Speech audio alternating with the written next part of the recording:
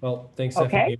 It's hard to top Dr. Williams and Dr. Taylor for what they talked about. I think, a lot of folks tuned in today to see what maybe we can offer them. I would just say, as a urologist here in Chicago at Jesse Brown, and then working with the VA nationally, the VA is clearly invested not only in the healthcare, but also the future and bringing sort of every cutting edge opportunity to our veterans with bladder cancer.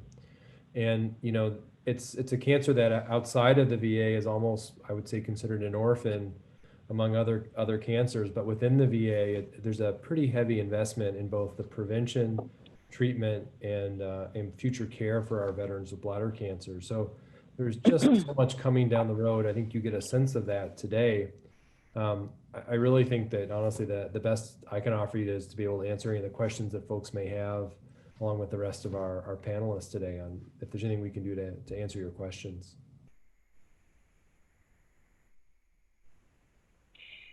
So do you want to take a question right now? Because there was a question, and perhaps one of you has an answer, and that would be looking at whether or not there have been any epidemiological studies on chemical exposures in U.S. Navy sailors in a shipyard environment, because they're exposed to so many things: paints, naphtha, zinc, dry cleaning solvents, methyl ethyl ketone, paint strippers. There's a bunch of chemicals that are listed in the Q&A box.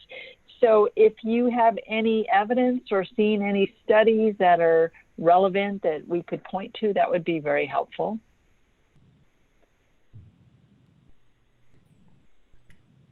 Well, I think, No? yeah, Josh, I didn't know if you want me to answer. Go ahead. So I think this is a very important question, and something that at least we are looking at are different service lines or divisions within the military itself through our large database. And granted, we did not look specifically at these particular chemicals. One may argue that that may be a possibility to elucidate further, depending upon, the service or conflict, but also too, those types of exposures.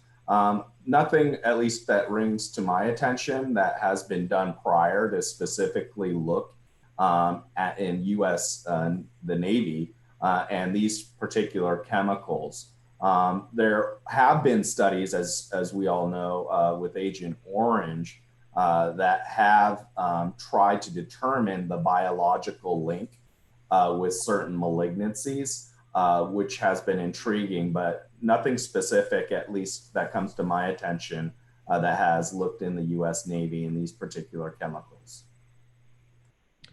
Yeah, I mean, the big exposure we all know about is arsenic, Agent Blue, Agent Orange, Camp Lejeune, water exposure. But that doesn't mean that there isn't a lot of stuff that's very toxic that you may have been exposed to over the course of weeks, months, decades, years that cause this. We know about half of patients with bladder cancer are smokers, and the other folks have just no exposure. And interestingly, their cancers look exactly the same. I know that doesn't help you on a daily basis as far as understanding this. I generally think though that there's nothing our patients did to give them bladder cancer. It's exposure of stuff that we just don't know. So it's a great question. Quite honestly, we're trying to figure that out right now. Mm-hmm. There is a question in the chat box. When will the aftercare protocol be available, and how do we get access to it if we're not in the VA system? Is that something that you know any answers to?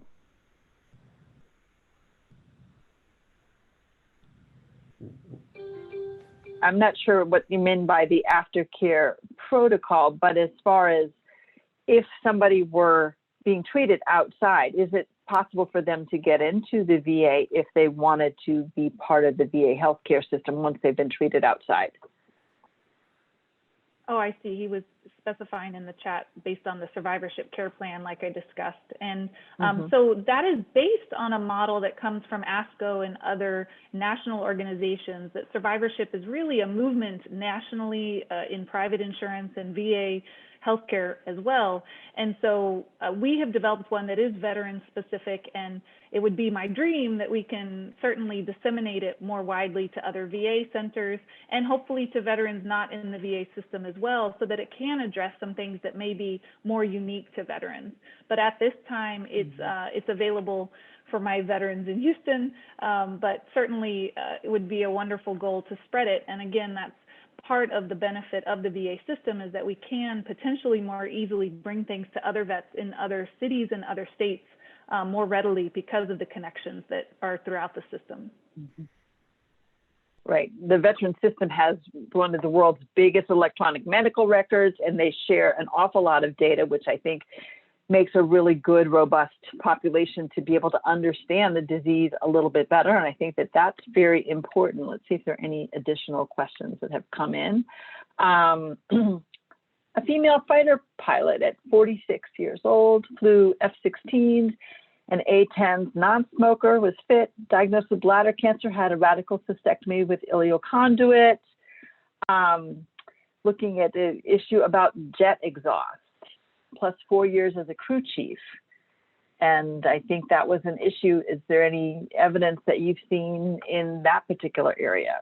Just wondering if this could be the cause of the cancer. There was no other known exposure in this individual's 46 years.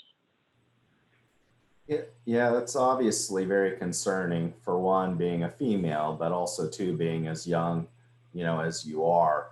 One interesting study that, we are publishing right now, and it's from the state of Texas, which is home to the largest number of oil refineries, is proximity to oil refineries and cancer risks. And what we found were increased risk, not only among the 4 most common cancers in the US, but particularly bladder cancer. And also led to increased risk of more advanced disease when we're controlling for other risk factors, age, gender, air pollution. Now, I know this is not specific to jet exhaust exposure, but one could certainly determine that there may be an association, given that you don't have any other risk factors, particularly smoking, which we also did control for as well, and also oil well density. So I don't know if that provides any reassurance, but gosh, being that young, I would also add, I know that one of my colleagues, Dr. Jeff Jones, has studied a lot about astronaut exposure, and fighter pilots have also been studied because of the increased exposure to radiation by being higher in the atmosphere. So depending on your number of flight hours, that also may have exposed you to a different dose and kind of concentration of radiation because of the level you were at in the atmosphere, potentially. And then the last thing I would say is that just looking at your germline, that's really something to consider is germline testing. About a quarter of folks under the age of 45 with bladder cancer will have a germline alteration, which, has implications for you, your family, and everyone else. So I think actually, since that was a publication about a year ago, so that's covered by most people's insurance now to get germline testing. And again, that would have implications for screening for other cancers and other family members. Yeah. So again, as all this research comes out and more is identified, especially for Dr. Williams' research as it gets published, we will be sure that we let everybody know that information is available. Let's see, there was something else. There's also another question about maybe helicopter pilots are at high risk to radiation from high power air search radar. So that's also, I guess, something else to think about looking into in future studies. So, as far as getting in and being seen, I know we've got quite a few people on this call. Not everybody is already in the VA system. So Jennifer, Dr. Taylor, how do people get into the VA system? I've got some information and I've got some resources that I can share, but I know that was some of the questions that we saw right at the very beginning. How do people get in for care at the VA if they haven't already used the Veterans Administration for their health care?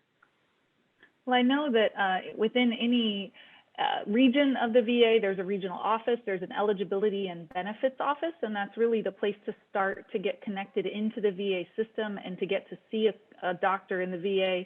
And because we are specialists in urology, any veteran needs to first have a primary care assigned, and a referral has to come from primary care. A patient can't opt into the VA system and go directly to urology, unfortunately. They may not need to have a lot of their other care in the system. You can certainly have still an outside primary care, an outside cardiologist, or any other clinician. But to get into our specialty clinic, you first have to have that official referral from an assigned primary care provider. So I think that that's a very good question. Yeah. And I think one of the things that we've learned over time is that for a veteran to get in and to get coverage, and especially to be considered for disability with anything relating to Agent Orange or any of the other service-connected causalities that might lead to a disability, you need to work with a veteran service officer. And I do have a link for helping to locate a veteran service officer. So I am going to drop that into the chat box so that if anybody is interested in looking at that later on, you are more than welcome to do that. But that is certainly something to consider, because those veteran service officers are there to help you write and submit a benefits claim to the VA. Their services are free. They help you get information. It helps support your claim. And when that claim is filed, they'll help you keep track of it as it goes through the system. So I think that it's really important to understand it's not a simple process to get a disability and to get some of the treatment covered at the VA without having somebody to be sort of your advocate on there. So I think that that's also something very significant to just kind of keep in the back of your mind, because that question came out from the very beginning. Were there any other questions? Let's just see. I'm looking. Morgan, I'm not looking in the chat box yet. Were there any other questions in the chat feature that I might have missed? I just want to make sure I've received them all. What is the VA doing with regard to non-traditional clinical studies, supplements, frankincense and myrrh, where traditional studies are driven by pharma profits that are not being addressed? Are they doing anything that's looking at sort of complementary alternative care that you might have seen or heard about? Maybe Dr. Meeks, you have any insight on that? I've not seen anything proposed that's come through we have, and the VA definitely has clinical trials that are run just within the VA. And, but I've not seen any of those proposed so far. So, maybe talk to your urology team, wherever you're out of, because again, I think there would be an interest in many trials looking at different aspects of that.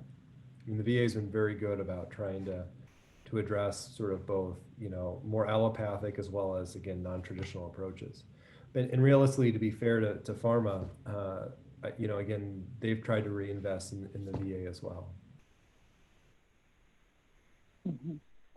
Yeah, I think that that's a really important thing, because no new drugs happen without clinical trials. So anybody who's in the VA system who wants to engage in a clinical trial through the VA, certainly they could do that. And for those who are not in the VA system, they could also look at their own institutions that they're being treated and get into clinical trials that way as well, correct? Yeah, so there's a couple ways to go. So there's trials that the VA sponsors, and some of those are multi-institutional, maybe 2 or 3 up to 5 or 6 VAs. Then there's what's called a cooperative studies program, which could be 40 to 50 VAs, and those are major trials. So for example, we have a bladder cancer screening trial, which hopefully will be, is going to be reviewed and hopefully be starting ideally within the next year if approved. But again, those are huge national screening trials. And then, or not necessarily screening, but just big national trials. And then there's also studies that are done outside of the VA that the VA brings in to them. And only certain sites have that relationship with either pharma or with the National Cancer Institute, for example.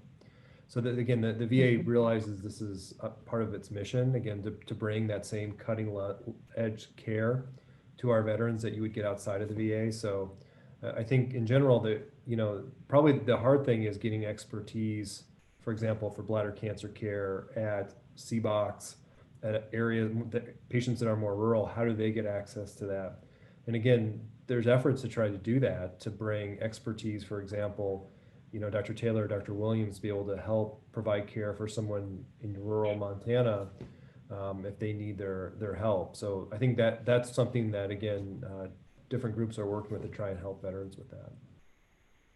Mm-hmm. I think there's one about BCG. Aha. Do anyone want to talk about BCG, access to BCG in the VA or in general? So it has been dependent on your previous ordering of BCG, whether or not you had supply continued coming in. And I will say at the Houston VA, we never ran completely out. We got down to a point where we had 4 or 6 vials at one point. And we have been very selective about who is getting BCG. The SUO, Beacon, and AUA had a guidance that was released, Stephanie, 2 years ago now? That helped everyone navigate this BCG shortage.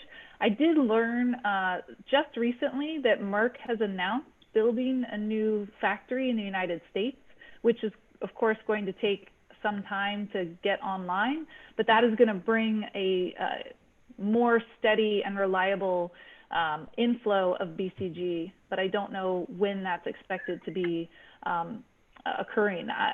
At our VA, we have never run out, but I do know that in some of the smaller VA clinics in Louisiana or in other areas that refer to us, they have not had BCG for over a year and a half. So it's still a high variability in access. Right.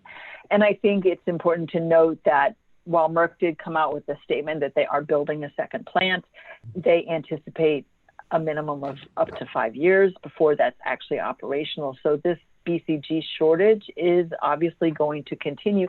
So Dr. Taylor, Dr. Meeks, do you all have access to other intravesical therapies that you're using? Are you, replacing BCG with any of the other intravesical therapies? And could you talk about that real briefly? Similar to what Dr. Taylor says, we have BCG. I think we're judicious with its use. I think that's probably the biggest thing we've had is that, we've cut down the maintenance as far as doing it just for 12 months. We've reduced it to a third and 1/2 dose. I think the hard part gets to the BCG unresponsive population because while we have Gem and we have Mito, we don't have a lot. I usually use a dual combination regimen of gemcitabine docetaxel. So we'll often try to get those patients over to see me at Northwestern if that's what they elect to do. We've worked out where they don't need to see me physically. I know them, they get their therapy, and then they have their cystoscopies back at the VA with the folks they know. So we try to work out that relationship. But then obviously our medical oncologists, have no problem giving, pembrolizumab if that's what the veteran chooses to do. Mm-hmm. What are you doing, Dr. Taylor? Yeah, likewise. Our oncology pharmacy can provide us with gemcitabine and docetaxel, so I use that as my salvage regimen in my clinic. And anytime I use gemcitabine now in intermediate risk patients as well as my standard, according to the SUO guidance. But we are looking forward to working with the companies that might be bringing some other new trials and drugs. And so they are very invested, like Dr. Meeks said, in working in the veteran population as a very unique population with bladder cancer, particularly because of the comorbidities make some of the other options for BCG unresponsive disease harder to offer. Cystectomy is not as easy to offer in our population. And so having those companies invested in doing the studies with us and then helping get that medication on the formulary for the national pharmacy and then into each of the local VA pharmacies is a very cumbersome process, but vital process, just like we're trying to work on that for Mitogel now. So. And, I would say that the number of radical cystectomies performed are relatively few. And it's not because there aren't surgeons that can do them.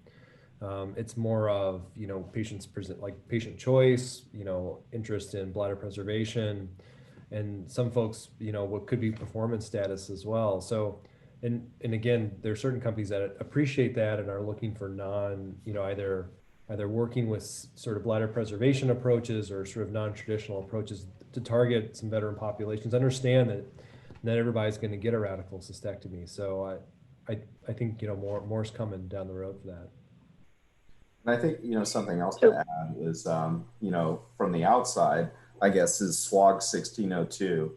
So we could diversify our BCG portfolio and utilize different strains, which we're testing with Rob Zotek in San Antonio, being the PI of that study. So that will hopefully bring about another strain, or it's the Tokyo strain for BCG. And then I imagine, the VA would be more than willing to also have that at the disposal to treat veterans.